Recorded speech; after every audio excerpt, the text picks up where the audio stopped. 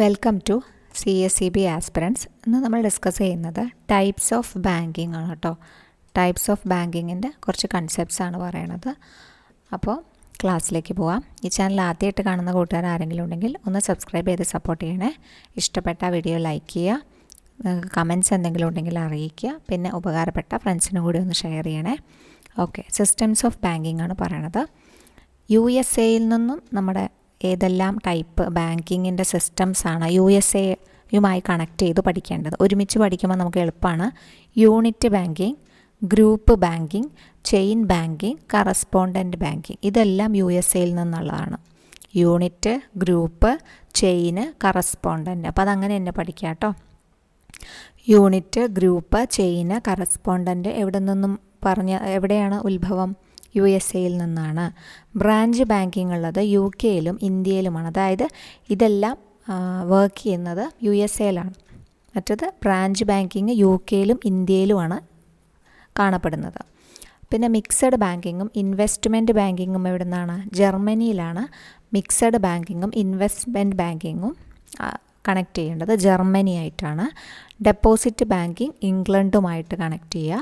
Merchant banking Italy ആയിട്ട് connect ചെയ്യുക. Okay, അപ്പോൾ ഇത്രയും ആണ് ചോദിക്കാറുള്ളത് സാധാരണ. Unit banking, group banking, chain banking, correspondent banking USA ആയിട്ട് കണക്ട് ചെയ്യുക. Branch banking UK India. പിന്നെ മിക്സഡും ഇൻവെസ്റ്റ്മെൻറ്റും ജർമ്മനി ആയിട്ട്.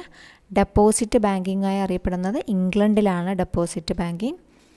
പിന്നെ മെർച്ചൻ്റ് ബാങ്കിങ് ഇറ്റലിയിലാണെന്ന് ആലോചിക്കാം. ഇറ്റലിക്കാരാണ് മർച്ചൻസ് എന്ന് ആലോചിച്ചാൽ മതി. ഓക്കെ, പിന്നെ ധാരാളം ബാങ്കിങ്ങിൻ്റെ ടൈപ്സ് നമ്മൾ കാണാറുണ്ട്. അപ്പോൾ അത് ഏതൊക്കെയാണെന്നും ഫാസ്റ്റായിട്ട് ഒരുപാട് ടൈപ്സ് ഉണ്ട്. അപ്പോൾ അതുകൊണ്ട് നമ്മൾ എളുപ്പത്തിൽ കണ്ടൻറ്റ് മാത്രം പറഞ്ഞാണ് പോകണം കേട്ടോ. എന്താണ് എന്ന് മാത്രമേ പറയുന്നുള്ളൂ. ടൈപ്സ് ഓഫ് ബാങ്കിങ് നോക്കുകയാണെങ്കിൽ first unit banking or localised banking ആണ്. വർക്ക്സ് വിത്തിൻ ഒരു ഓഫീസിൽ വർക്ക് ചെയ്യുന്നതാണ് യൂണിറ്റ് ബാങ്കിങ്. ലോക്കലൈസ്ഡ് എന്ന വാക്കിൽ തന്നെ അറിയാം അല്ലേ? യൂണിറ്റ് അല്ലെങ്കിൽ ലോക്കലൈസ്ഡ് എന്ന് പറയുമ്പോൾ തന്നെ അറിയാം അത് ഏത് രീതിയിലുള്ളതാണ്. അത് കണക്ട് ചെയ്യേണ്ടത് ആരുമായിട്ടാണ്? വെൽ ഡെവലപ്ഡ് ഇൻ USA എന്നാണ് പറയുന്നത്. USA വെൽ ഡെവലപ്പ് ചെയ്തത്. പിന്നീട് ഒരുപാട് രാജ്യങ്ങളിലേക്ക് നീങ്ങുണ്ടായി. അടുത്തത് പറയണത് ബ്രാഞ്ച് ബാങ്കിങ് ആണ്. ലോക്കലൈസ്ഡ് ബാങ്കിങ് അതിൻ്റെ നേരെ ഓപ്പോസിറ്റാണ്. Bank has a network of branches controlled by a single head office. ഒരു സിംഗിൾ ഹെഡ് ഓഫീസ് ഉണ്ടാവും, നമ്മുടെ ഇന്ത്യയിലുള്ള പോലെ തന്നെ. പിന്നെ ധാരാളം ബ്രാഞ്ചുകൾ ഉണ്ടായിരിക്കും. അങ്ങനെ വർക്ക് ചെയ്യുന്നതിനാണ് ബ്രാഞ്ച് ബാങ്കിങ് അല്ലെങ്കിൽ ലോക്കലൈസ്ഡ് ബാങ്കിങ് എന്ന് അറിയപ്പെടുക. അപ്പോൾ ബ്രാഞ്ച് ബാങ്കിങ്ങും ലോക്കലൈസ്ഡ് ബാങ്കിങ്ങും ഇന്ത്യ, ഇംഗ്ലണ്ട് എന്നീ ഇവരൊക്കെ ഫോളോ ചെയ്യുന്നത് ബ്രാഞ്ച് ബാങ്കിങ് സിസ്റ്റമാണ്. ഓക്കെ, അടുത്തത് ഗ്രൂപ്പ് ബാങ്കിങ് അല്ലെങ്കിൽ ഹോൾഡിംഗ് കമ്പനി ബാങ്കിങ് എന്താണെന്ന് നോക്കാം. 2 or more separately incorporated banks are brought under the control of a holding company. ഒന്നിലധികമോ വലിയ സെപ്പറേറ്ററി ഇൻകോർപ്പറേറ്റഡ് ബാങ്ക്സ് ഒരു ഹോൾഡിംഗ് കമ്പനിക്ക് താഴെ വർക്ക് ചെയ്യുന്നതാണ് ഗ്രൂപ്പ് ബാങ്കിങ് അല്ലെങ്കിൽ ഹോൾഡിംഗ് കമ്പനി ബാങ്കിങ് എന്നതുകൊണ്ട് ഉദ്ദേശിക്കുന്നത്. അതും USA പറയുന്നത് കേട്ടോ. USA കൂടുതലായിട്ട് പോപ്പുലർ ആയിട്ടുള്ളതെന്ന് ആലോചിക്കുക. ഇനി ചെയിൻ ബാങ്കിങ് നോക്കുകയാണെങ്കിൽ 2 or more separately incorporated banks brought under the common control കൊണ്ടുവരും. പക്ഷേ അതെങ്ങനെയാണ്? അതർ ദാൻ എ ഹോൾഡിംഗ് കമ്പനിയാണ്. ഹോൾഡിംഗ് കമ്പനി അല്ലാത്ത തരം സിസ്റ്റത്തിന് താഴേക്ക് ഒന്നിലധികമോ സെപ്പറേറ്റ്ലി ഇൻകോർപ്പറേറ്റ് ആയിട്ടുള്ള ബാങ്ക്സ് വരുമ്പോഴാണ് ചെയിൻ ബാങ്കിങ് എന്നതുകൊണ്ട് ഉദ്ദേശിക്കുന്നത്. അപ്പോൾ ഈ ഗ്രൂപ്പ് ബാങ്കിങ് ഒരു improved form of chain banking ആണ് എന്ന് പറയാം കേട്ടോ. ഗ്രൂപ്പ് ബാങ്കിങ് ഒരു improved form of chain banking ആണ്. USA തന്നെയാണ് പ്രചാരത്തിലുള്ളത്. Other than a holding company വരുമ്പോൾ ചെയിനാണ്. അണ്ടർ എ ഹോൾഡിംഗ് കമ്പനി വരുമ്പോൾ എന്താണ്? ഗ്രൂപ്പാണ്. അപ്പോൾ അത് മാറിപ്പോകരുത്. പിന്നെ കറസ്പോണ്ടൻറ്റ് ബാങ്കിങ് എന്താണെന്ന് നോക്കാം. അതൊരു banking system deposits by smaller banks of their cash reserves with bigger banks. ചെറിയ ബാങ്കുകളുണ്ടല്ലോ, ആ ചെറിയ banks link together through deposits by smaller banks എന്ന് പറയുന്നത്. അതായത് അവരുടെ കുഞ്ഞ് ഡെപ്പോസിറ്റ് അവരെവിടെ സൂക്ഷിക്കുന്നു? ബിഗ്ഗർ ബാങ്ക്സിൽ സൂക്ഷിക്കുന്നു.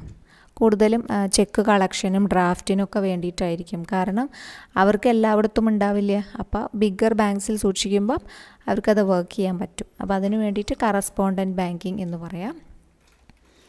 പിന്നെ കൺസോർഷ്യം ബാങ്കിങ് നോക്കാം. കൺസോർഷ്യം ബാങ്കിങ് എന്ന് വെച്ചാൽ numerous banks to fund a specific project. ഒരു വലിയ പ്രോജക്റ്റിന് വേണ്ടിയിട്ടുള്ള ഇൻവെസ്റ്റ്മെൻറ്റ് നടത്തുമ്പോഴാണ് കൺസോർഷ്യം ബാങ്കിങ് എന്ന് പറയുക. ഒരു കൺസോർഷ്യം യൂഷ്വലി ഒരു സ്പെസിഫിക് പ്രോജക്റ്റിന് വേണ്ടി ഇൻവെസ്റ്റ് ചെയ്യുമ്പം അത് ഒരു ബാങ്ക് ഒറ്റയ്ക്കല്ല, ഒന്നിൽ കൂടുതൽ ബാങ്കുകൾ അതിന് വേണ്ടിയിട്ടൊരു ലാർജ് ഇൻവെസ്റ്റ്മെൻറ്റ് ഒരു പ്രോജക്റ്റിന് വേണ്ടി ഫണ്ട് ചെയ്യുക. അപ്പോൾ അതാണ് കൺസോർഷ്യം ബാങ്കിങ് എന്ന് പറയുക.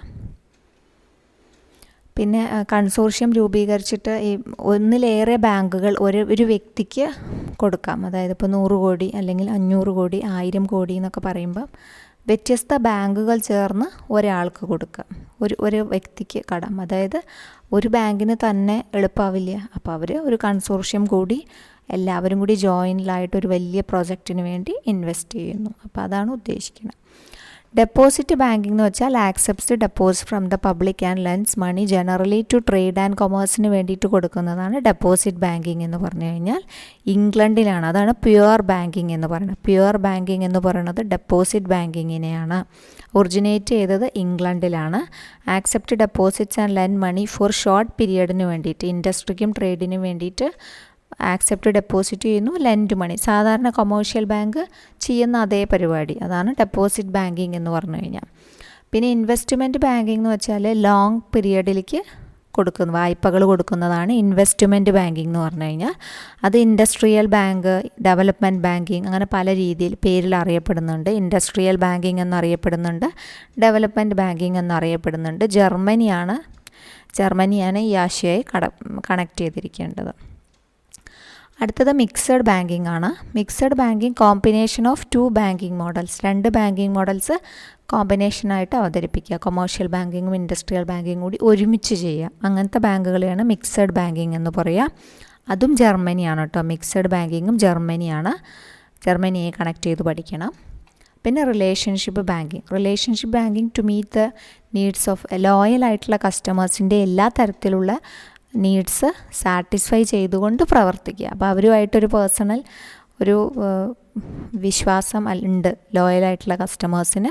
അപ്പോൾ അവർക്ക് വേണ്ടിയിട്ട് നമ്മുടെ കസ്റ്റമേഴ്സ് എങ്ങനെയാണെന്ന് ഇൻഫോർമേഷൻസ് കളക്ട് ചെയ്തിട്ട് അതിനനുസരിച്ച് ബാങ്ക് പ്രവർത്തിക്കുക. അതാണ് റിലേഷൻഷിപ്പ് ബാങ്കിങ് എന്നതുകൊണ്ട് ഉദ്ദേശിക്കുന്നത്. പിന്നെ നാരോ ബാങ്കിങ്ങിന് ലിമിറ്റഡ് ബാങ്കിങ് ആക്ടിവിറ്റി മാത്രമേ ഉള്ളൂ. അതായത് ഫണ്ടുകൾ സ്വീകരിക്കുക, ലെൻഡ് കൊടുക്കുക, അത്രയേ ഉള്ളൂ. പിന്നെ ഈ ഇൻവെസ്റ്റ് ചെയ്യുന്ന അല്ലെങ്കിൽ മേടിക്കുന്ന ഫണ്ടുകൾ അവർ ഇൻവെസ്റ്റ് ചെയ്യുന്നത് ഗവൺമെൻറ് സെക്യൂരിറ്റീസ് പോലത്തെ നല്ല സോഴ്സിലായിരിക്കണം. അത് റിസ്ക് ഒന്നും വേണ്ട. ചെറിയ ഡെപ്പോസിറ്റ്സാണ് സ്വീകരിക്കുന്നു. അവർ ഗവൺമെൻറ് സെക്യൂരിറ്റീസിലോ അങ്ങനെ ഉറപ്പുള്ള നിക്ഷേപങ്ങളിൽ ഇൻവെസ്റ്റ് ചെയ്യുന്നു. എന്നിട്ട് അതിനുശേഷം അത് കസ്റ്റമേഴ്സിന് കൊടുക്കുന്നു. അപ്പോൾ റിസ്ക് ഇല്ല. നാരോ ബാങ്കിങ്ങിൽ തീരെ റിസ്ക് ഇല്ല. ചെറിയ പരിപാടിയാണ് ഇവർക്കുള്ളൂ. അല്ലാതെ ലോങ് ടേം ആയിട്ടുള്ള ലോൺസോ, വർക്കിംഗ് ക്യാപിറ്റൽ ലോൺസോ, അഗ്രികൾച്ചറൽ ലോൺസോ അങ്ങനെയൊന്നുമില്ല. അഡ്വൈസറി സർവീസസ് ഒരു പരിപാടിയില്ല. ഡെപ്പോസിറ്റ്സ് വാങ്ങുന്നുണ്ട്, പിന്നെ അതുപോലെ തന്നെ കൊടുക്കുന്നുണ്ട്. അതിന് കുറച്ച് മിതമായ രീതിയിൽ ഗവൺമെൻറ് സെക്യൂരിറ്റീസിൽ ഇൻവെസ്റ്റ് ചെയ്യുന്നു, അതിനനുസരിച്ച് വർക്ക് ചെയ്യുന്നു. അതാണ് നാരോ ബാങ്കിങ് എന്ന് പറഞ്ഞാൽ. യൂണിവേഴ്സൽ ബാങ്കിങ് അതിന് നേരെ തിരിച്ച് broad based and comprehensive banking activities ആയിരിക്കും യൂണിവേഴ്സൽ ബാങ്കിങ് എന്ന് പറഞ്ഞാൽ. ഇപ്പം ചെയ്യുന്ന എല്ലാ തരത്തിലുള്ളതും ചെയ്യും. അതായത് കോർപ്പറേറ്റ് അഡ്വൈസറി സർവീസസും വെഞ്ചർ ക്യാപിറ്റലും അണ്ടർ റൈറ്റിങ്ങും എല്ലാം ചെയ്യും അവർ.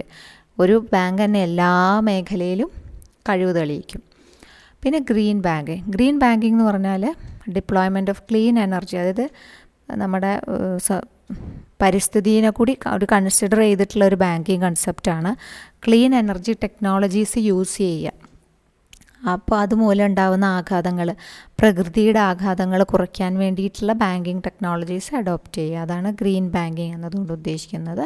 പിന്നെ പാരാ ബാങ്കിങ് പറയുന്നുണ്ട്. Bank performs apart from it's daily activities. അതായത് പാരാ ബാങ്കിങ് എന്നതുകൊണ്ട് ഉദ്ദേശിക്കുന്നത് ഒരു ബാങ്കിങ് ആക്ടിവിറ്റി അത് പെർഫോം ചെയ്യുന്ന ഡെയിലി ആക്ടിവിറ്റീസ്, വിഡ്രോവൽ, സാധാരണ ഡെപ്പോസിറ്റ്സ് ഓഫ് മണി, അങ്ങനത്തെ. അതായത് ഒന്നുകിൽ ഡിപ്പാർട്ട്മെൻറ്റിലായിട്ടോ അല്ലെങ്കിൽ സബ്സിഡിയറി ആയിട്ട് സെറ്റപ്പ് ചെയ്തിട്ടൊക്കെ വർക്ക് ചെയ്യാം. അതിൻ്റെ ഡെയിലി ആക്ടിവിറ്റീസ് ആണല്ലോ ഒരു വിഡ്രോവലും മണി ഡെപ്പോസിറ്റും ഒക്കെ. അതല്ലാതെ ഒരു സബ്സിഡിയറി ആയിട്ട് വർക്ക് ചെയ്യുക ആരുടെയെങ്കിലും, പിന്നെ ഒരു സെപ്പറേറ്റ് ഡിപ്പാർട്ട്മെൻറ്റിൽ തുടങ്ങിയിട്ട് അതുവഴി വർക്ക് ചെയ്യുക. അപ്പോൾ വ്യത്യസ്തമായ ദിശയിലേക്കും കൂടി ഡിഫറൻഷിയേറ്റ് ചെയ്യുക അവരുടെ ഒരു പ്രവർത്തന പരിധി, അതാണ് പറയുന്നത്. ഓഫ് ഷോർ ബാങ്കിങ് എന്ന് പറഞ്ഞാൽ പുറത്തേക്കാണ്, അതായത് നോൺ റെസിഡൻറ്റ് കസ്റ്റമേഴ്സിനെയാണ് കൂടുതലായിട്ടും ഒരു ഫോറിൻ മണി ഉദ്ദേശിച്ചിട്ടാണ് കൂടുതലായിട്ടും ഓഫ് ഷോർ ബാങ്കിങ് എന്ന് പറഞ്ഞാൽ പുറത്തേക്കാണ്, കൂടുതലും വിദേശ രാജ്യങ്ങളിലെ കസ്റ്റമേഴ്സിന് വേണ്ടിയിട്ടാണ് ഓഫ് ഷോർ ബാങ്കിങ് ഉള്ളത്. ഓഫ് ഷോർ ബാങ്കിങ് ആദ്യമായിട്ട് നമ്മുടെ ഇന്ത്യയിൽ തുടങ്ങിയത് യൂണിയൻ ബാങ്ക് ഓഫ് ഇന്ത്യയാണ്. യൂണിയൻ ബാങ്ക് ഓഫ് ഇന്ത്യയാണ് ആദ്യമായിട്ട് ഓഫ് ഷോർ ബാങ്കിങ് സ്റ്റാർട്ട് ചെയ്തത് കേട്ടോ. നെക്സ്റ്റ് പറയുന്നത് മർച്ചൻ്റ് ബാങ്കിങ് ആണ്. മർച്ചൻ്റ് ബാങ്കിങ് ന്യൂ എൻ്റർപ്രണേഴ്സിനെ അസിസ്റ്റ് ചെയ്യുന്നു, എക്സിസ്റ്റിംഗ് യൂണിറ്റ്സിന് പുതിയ പ്രോജക്റ്റിന് വേണ്ടിയിട്ട് ഇൻവെസ്റ്റ് ചെയ്യുന്നു, ഇതെല്ലാം ചെയ്യുന്നതാണ് മർച്ചൻ്റ് ബാങ്കിങ്. മർച്ചൻ്റ് ബാങ്കിങ് ഇറ്റലിയിലാണ് ആരംഭിച്ചത്. അത് ഗ്രിൻലൈസ് ആയിരുന്നു കേട്ടോ ഇന്ത്യയിൽ തുടങ്ങിയത്. ഫസ്റ്റ് മർച്ചൻ്റ് ബാങ്കിങ് ഇന്ത്യയിൽ തുടങ്ങിയത് ഗ്രിൻലൈസ് ബാങ്കാണ്. 1967 ആദ്യമായിട്ട് തുടങ്ങിയത്. പിന്നെ നമ്മുടെ SBI ആണ്, അതൊരു ഫോറിൻ ബാങ്കാണല്ലോ. പക്ഷേ SBI ആണ് ശരിക്കും നമ്മുടെ ഇവിടെ 1972 SBI തുടങ്ങുന്നത്. First merchant bank started in India എന്ന് പറഞ്ഞാൽ ഗ്രീൻലൈൻസ് ബാങ്ക് തന്നെയാണ് 1967. പക്ഷേ ഇന്ത്യൻ ബാങ്ക് എന്ന് ചോദിച്ചു കഴിഞ്ഞാൽ നമ്മുടെ SBI ആണ്. 1972 മർച്ചൻ്റ് ബാങ്കിങ്ങിൻ്റെ കാര്യം പറയുകയാണെങ്കിൽ. മർച്ചൻ്റ് ബാങ്കിങ് എന്ന് വെച്ചാൽ കൂടുതലായിട്ടും അണ്ടർ റൈറ്റിംഗ് ഓഫ് ഷെയർസും അങ്ങനത്തെ ഡിബഞ്ചേഴ്സ് അങ്ങനത്തെ എല്ലാ മേഖല, ട്രേഡ് കമ്മ്യൂണിറ്റി അങ്ങനത്തെയൊക്കെ മേഖലയിൽ കൂടി പ്രവർത്തിക്കുക. പിന്നെ ഷാഡോ ബാങ്കിങ് ആണ്. Shadow banking NBFCs banking practices carry out ചെയ്യുമ്പോൾ വിളിക്കുന്ന പേരാണ് shadow banking. Shadow banking practices carried out by NBFCs. പിന്നെ സോഷ്യൽ ബാങ്കിങ് ആണ്. സോഷ്യൽ ബാങ്കിങ് സൊസൈറ്റിയിലെ താഴേക്കിടയിൽ നിൽക്കുന്ന ആൾക്കാരെ കൂടി ഇൻക്ലൂഡ് ചെയ്തിട്ടുള്ള ഫിനാൻഷ്യൽ ഇൻക്ലൂഷൻ ഓഫ് പുവർ, പാവപ്പെട്ടവരെ കൂടി ഉൾപ്പെടുത്തിയിട്ടുള്ള ബാങ്കിങ് ആണ് സോഷ്യൽ ബാങ്കിങ് എന്നതുകൊണ്ട് ഉദ്ദേശിക്കുന്നത്. ഫിനാൻഷ്യൽ ഇൻക്ലൂഷൻ, അവരുടെ ഒരു മാസമായിട്ടുള്ള വെൽഫെയർ അതിനെ ലക്ഷ്യം വയ്ക്കുന്നുണ്ട്. പിന്നെ പറയുന്നത് വിർച്വൽ ബാങ്കിങ് ആണ്. Virtual banking without reaching out to the bank branches. ബ്രാഞ്ചിൽ പോകാതെ തന്നെ ഏതൊക്കെ രീതിയിൽ നമുക്ക് വീട്ടിൽ ഇരുന്നോ അല്ലെങ്കിൽ ഫോണിലൂടെ, വീട്ടിൽ തന്നെ വേണമെന്നില്ല അല്ലേ, ഫോണുണ്ടെങ്കിൽ നമുക്ക് എവിടെ നിന്ന് വേണമെങ്കിൽ ബാങ്കിങ് ചെയ്യാം. അപ്പോൾ ആ രീതിയിലുള്ള ബാങ്കിങ്ങിൻ്റെ കൺസെപ്റ്റിനെ മൊത്തം പറയുന്ന പേരാണ് വിർച്വൽ ബാങ്കിങ് എന്ന് പറഞ്ഞു കഴിഞ്ഞാൽ. ഏത് രീതിയിലും ബാങ്കിൻ്റെ ബ്രാഞ്ചിൽ പോവാതെ നമ്മൾ ഏത് രീതിയിലും ബാങ്കിങ് സർവീസ് ചെയ്യുന്നുണ്ടോ അതെല്ലാം വിർച്വൽ ബാങ്കിങ്ങിൻ്റെ പരിധിയിൽ പെടും. പിന്നെ ബാങ്കിങ് ആണ്. ബാങ്കിങ് എന്ന് പറയണത് ഇലക്ട്രോണിക് ചാനൽസ് വഴി ബാങ്കിങ് നമ്മൾ ഉപയോഗിക്കുന്നുണ്ടെങ്കിൽ, ബാങ്കിങ് ട്രാൻസാക്ഷൻസ് ഉപയോഗിക്കുന്നുണ്ടെങ്കിൽ അതിനെ പറയുന്ന പേരാണ് banking. Doing banking transactions electronically through various channels, അതാണ് പറയുന്നത്. പിന്നെ ഹൈടെക് ബാങ്കിങ് പറയുന്നുണ്ട്. അത് വലിയ ടെക്നോളജീസ് യൂസ് ചെയ്യുക, കമ്മ്യൂണിക്കേഷൻ സിസ്റ്റംസ്, ഇപ്പോൾ നിലവിലുള്ള എല്ലാ തരത്തിലുള്ള അഡ്വാൻസ് ആയിട്ടുള്ള കമ്മ്യൂണിക്കേഷൻ സിസ്റ്റം യൂസ് ചെയ്ത്, ഇപ്പോൾ AI ഒക്കെ വന്ന കാലമാണല്ലേ, അപ്പോൾ അതിനനുസരിച്ച് ബാങ്കിങ് സിസ്റ്റത്തിൽ മാറ്റങ്ങൾ വന്നു, അതാണ് ഹൈടെക് ബാങ്കിങ്. പിന്നെ ഹോം ബാങ്കിങ് ആണ്. Banking transaction from home. Mobile banking conduct financial transaction remotely using A mobile device. പിന്നെ റീറ്റെയിൽ ബാങ്കിങ്ങും ഹോൾസെയിൽ ബാങ്കിങ്ങും. റീറ്റെയിൽ ബാങ്കിങ് എന്ന് പറഞ്ഞാൽ കൺസ്യൂമർ ബാങ്കിങ് ആണ്, പേഴ്സണൽ ബാങ്കിങ് ആണ്. റീറ്റെയിൽ ബാങ്കിങ്ങും ഹോൾസെയിൽ ബാങ്കിങ്ങും ഒക്കെ എപ്പോഴും ചോദ്യങ്ങളിൽ കാണാറുണ്ട്, അപ്പോൾ അതുകൊണ്ട് ഒന്ന് നോക്കി വയ്ക്കുക. റീറ്റെയിൽ ബാങ്കിങ് എന്ന് പറഞ്ഞു കഴിഞ്ഞാൽ കൺസ്യൂമർ ബാങ്കിങ് ആണ് അല്ലെങ്കിൽ പേഴ്സണൽ ബാങ്കിങ് ആണെന്ന് പറയാം. Is the banking that provides ഒരു ഫിനാൻഷ്യൽ സർവീസസ് ടു ജനറൽ പബ്ലിക്കിന് കൊടുക്കുക, അല്ലെങ്കിൽ ഇൻഡിവിജ്വൽ കസ്റ്റമർക്കാണ് അവിടെ പ്രാധാന്യം കൊടുക്കുന്നത്. ഇൻഡിവിജ്വൽ കസ്റ്റമർക്കാണ്, ഇൻഡിവിജ്വൽ ക്ലയൻറ്റിന് പ്രാധാന്യം കൊടുക്കുന്നു, അതാണ് റീറ്റെയിൽ ബാങ്കിങ് എന്ന് പറഞ്ഞാൽ. നേരെ മറിച്ച് ഹോൾസെയിൽ ബാങ്കിങ്ങിൽ ലാർജ് ക്ലയൻസാണ്, ലാർജ് കോർപ്പറേഷൻസാണ്, അവർക്കാണ് പ്രാധാന്യം കൊടുക്കുന്നത്, അതാണ് ഹോൾസെയിൽ ബാങ്കിങ് എന്ന് പറഞ്ഞു കഴിഞ്ഞാൽ. അപ്പോൾ റീറ്റെയിൽ ബാങ്കിങ്ങുമായിട്ടുള്ളൊരു കൺസെപ്റ്റാണ് B2C അപ്രോച്ച് എന്ന് പറയും. B2C അപ്രോച്ച്, അത് റീറ്റെയിൽ കസ്റ്റമറാണല്ലോ അവിടെ കിങ്. അപ്പോൾ റീറ്റെയിൽ ബാങ്കിങ്ങുമായി ബന്ധപ്പെട്ടതാണ്. ഹോൾസെയിൽ ബാങ്കിങ് എന്ന് പറഞ്ഞാൽ B2B അപ്രോച്ചാണ് കേട്ടോ. B2B അപ്രോച്ചാണ് ഹോൾസെയിൽ ബാങ്കിങ് എന്നറിയപ്പെടുന്നത്. ഹോൾസെയിൽ ബാങ്കിങ്ങിൽ എപ്പോഴും NPA ഒക്കെ ഹൈ ആയിരിക്കും, കാരണം അവർക്ക് റിസ്ക് ഉണ്ടല്ലോ, ഭയങ്കരമായിട്ട് വലിയ റിസ്ക് എടുത്തിട്ടാണ് ചെയ്യണത്. മറ്റേത് അങ്ങനെയല്ല. പിന്നെ ലോൺ സൈസ് വളരെ ഹൈ ആയിരിക്കും ഹോൾസെയിൽ ബാങ്കിങ്ങിൽ, മറ്റോടത്ത് അത്ര ലോൺ ഒന്നും ആയിരിക്കില്ല. അപ്പോൾ അതാണ് വ്യത്യാസം എന്ന് പറഞ്ഞു കഴിഞ്ഞാൽ. അപ്പോൾ അപ്പോൾ ഇത്രയാണ് ഈ ഒരു കൺസെപ്റ്റ്. കുറച്ച് കൺസെപ്റ്റ് ഒരുവിധം കിട്ടാവുന്ന എല്ലാ കൺസെപ്റ്റുകളും നമ്മൾ ഡിസ്കസ് ചെയ്തിട്ടുണ്ട്. ഉപകാരപ്പെട്ടു എന്ന് വിചാരിക്കുന്നു. ഓക്കെ, അപ്പോൾ നമുക്ക് അടുത്ത ഒരു നല്ല ക്ലാസ്സുമായിട്ട് കാണാം. ഓക്കെ.